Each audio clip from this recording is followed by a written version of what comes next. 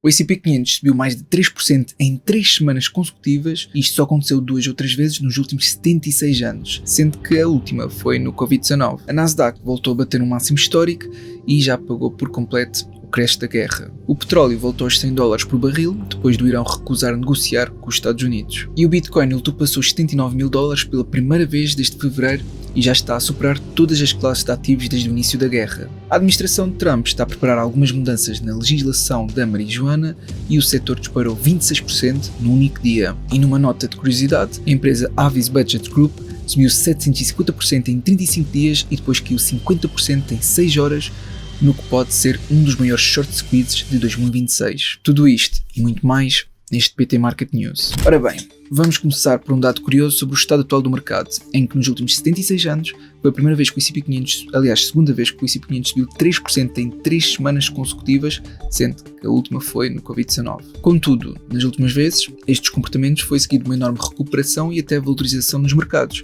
Portanto, deixa aqui a dúvida sobre o que vai ocorrer desta vez. De qualquer forma, este índice muito conhecido, que é da Nasdaq, atingiu um novo recorde histórico, apagando completamente as perdas provocadas pelo conflito entre os Estados Unidos e o Irão. Desde o bottom a 31 de março, a Nasdaq subiu 19% em apenas 23 dias e adicionou cerca de 3,5 bilhões de dólares em capitalização de mercado. O catalisador imediato foi o anúncio de Trump a prolongar o cessar-fogo com o Irão por tempo indeterminado. Por consequência, o barril de petróleo Brent voltou a atingir os $100 por barril depois da mídia estatal iraniana ter dito que o país não tem planos para negociar com os Estados Unidos. O WTI também subiu acima dos $93 e o Estreito de Hormuz continua efetivamente bloqueado. Os seguros de transporte marítimo continuam em níveis de crise, sendo que o tráfego é uma fração de normal e a estrutura do mercado não mudou nada apesar das notícias sobre o cessar-fogo. Sobre o Bitcoin, teve esta recuperação acima do nível dos $79 mil pela primeira vez desde 3 de fevereiro, somando-se a $6 mil de valorização desde o início do conflito com o Irão. Os fundos de criptomoedas atraíram 1,4 mil milhões de dólares em entradas na última semana,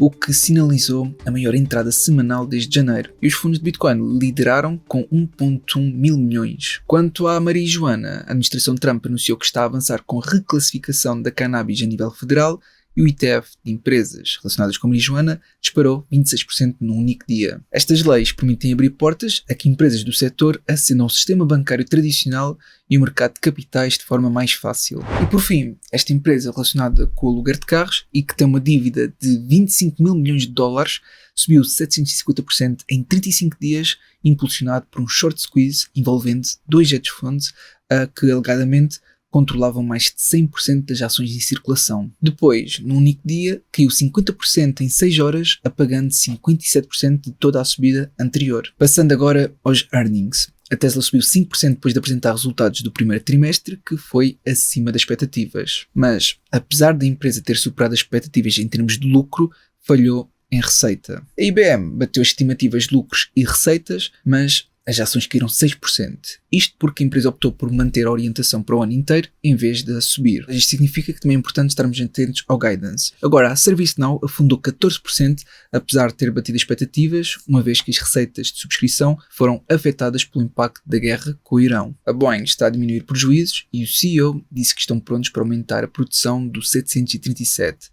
Com a certificação dos novos modelos MAX 7 e 10 prevista para este ano. A United Health bateu as estimativas trimestrais e subiu a orientação de lucros para o ano, mesmo com custos médicos elevados. A Southwest Airlines reportou receitas a subir quase 13%, mas cortou a previsão de lucros por causa dos custos de combustível mais altos. Ainda dentro da aviação, a United Airlines também cortou a previsão para 2026 pelos mesmos motivos, apesar dos resultados do primeiro trimestre terem superado as expectativas. Entretanto, o Russell 2000, que é o índice das pequenas empresas americanas, tocou no novo máximo histórico, subindo 12% só este mês e rompendo uma resistência que se mantinha há 5 anos. E como se isto tudo não bastasse, a OpenAI atinge uma avaliação implícita de $1 bilhão em instrumentos pré-IPO, sendo que desde janeiro a avaliação subiu 163%.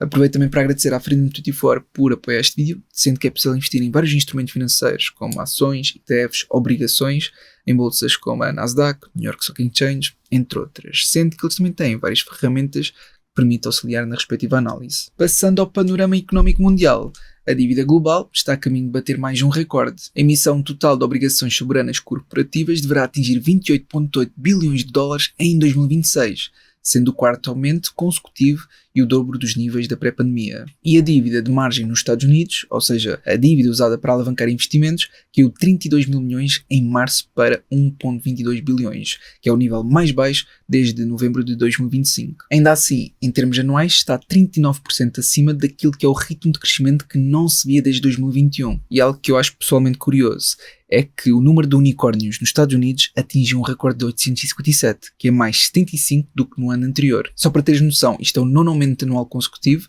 mostrando que o ecossistema de startups continua a crescer apesar de toda a incerteza. Por outro lado, as exportações da China, de circuitos integrados, subiu 43% em termos anuais.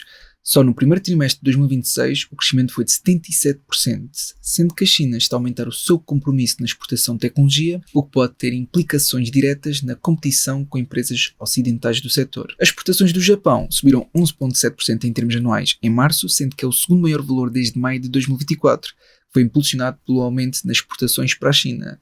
Foi, sobretudo, em chips e componentes eletrónicos. E por fim, temos aqui uma grande notícia que a Nvidia e a Google Cloud anunciaram uma parceria para construir fábricas de AI, que vão alimentar a robótica, veículos autónomos e máquinas do mundo e não apenas os tais chatbots. Na geopolítica, a situação entre os Estados Unidos e o Irão continua a dominar. Trump prolongou o cessar-fogo por tempo indeterminado, mas o bloqueio naval ao Estreito de Hormuz mantém-se ativo. E o Irão diz que não negocia enquanto o bloqueio não for levantado. A Casa Branca diz que está a estrangular completamente a economia iraniana, com perdas estimadas de 500 milhões de dólares por dia. A Guarda Revolucionária do Irão ameaçou cortar cabos submarinos de internet e infraestruturas de cloud no Golfo Pérsico. E se isto acontecesse, teria implicações enormes para comunicações e serviços digitais em toda a região. Além disso, o Irão também tomou 2 navios perto do Estreito de Hormuz. E no meio das negociações informais entre os países, Trump anunciou que 8 mulheres que iam ser executadas no Irão já não serão mortas, após um apelo direto ao governo iraniano. Numa nota mais bizarra, a administração de Trump pediu à FIFA para substituir o Irão pela Itália no próximo Mundial, tentando desta forma reestabelecer a sua relação com a primeira-ministra italiana. Nas criptomoedas, como já vimos no início do vídeo, o Bitcoin superou os 79 mil dólares, que, além disso, a Tether emitiu 2 mil milhões de dólares em USDT na rede Ethereum em apenas 3 dias, reforçando a liquidez no mercado. E também temos aqui uma grande novidade, porque o presidente da SEC disse que a Comissão está perto de aprovar a negociação de títulos tokenizados on-chain, o que significa que a negociação de representações digitais de instrumentos financeiros tradicionais, mas feito 24/7, o que seria um marco regulatório significativo para o setor. No que toca ao mercado acionista, o índice Buffett mostrou uma ligeira correção, mas agora já está praticamente novamente em máximos. E por consequência, o índice do médio da ganância estabilizou em níveis moderados de ganância. Passando agora a Portugal. O governador do Banco de Portugal, Álvaro Santos Pereira, lançou um alerta sobre o aumento do endividamento das famílias. Isto acontece precisamente quando o governo decidiu injetar mais 750 milhões de euros na garantia pública para jovens comprarem a casa a 100% de financiamento, elevando o total para 2.300 milhões. Ou seja, de um lado temos o regulador a pedir cautela, do outro, o governo quer facilitar mais crédito. O investimento nos certificados da Forre cresce há 18 anos consecutivos e já supera os 41 mil milhões de euros, com os portugueses a continuarem a privilegiar produtos de poupança conservadores. Bruxelas deu luz verde à proposta de Portugal e mais 4 países para aplicar um imposto temporário sobre os lucros extraordinários de empresas de energia. Isto pode traduzir-se em receita adicional para o Estado numa altura em que os preços energéticos estão elevados por causa do conflito no Médio Oriente. A União Europeia chegou a acordo para que o país onde se trabalhe passe a pagar subsídio de desemprego dos trabalhadores transfronteiriços. O objetivo é garantir que o país onde as pessoas trabalham e contribuem assuma o subsídio de desemprego dos trabalhadores que vivem num país e trabalham noutro. As infraestruturas de Portugal registram um lucro recorde de 135 milhões de euros em 2025, apesar de ter perdido 21 milhões nas portagens com o fim da escute. E o Banco CTT captou 60 milhões de euros numa emissão de obrigações a 3 anos e meio, com um cupão de 4,25%. E por fim, o CEO da EDP disse que a Península Ibérica é mais competitiva que alguns Estados americanos, criticando as generalizações sobre a falta de competitividade europeia. Isto surge numa altura em que se discute a deslocalização de fábricas para os Estados Unidos e o CEO afirma que a Península Ibérica tem preços de energia mais acessíveis para a indústria. Portanto, é tudo para este PT Market News. Eu realmente espero que tenha sido útil. Se foi, não esqueças de colocar um gosto para apoiar e até uma próxima.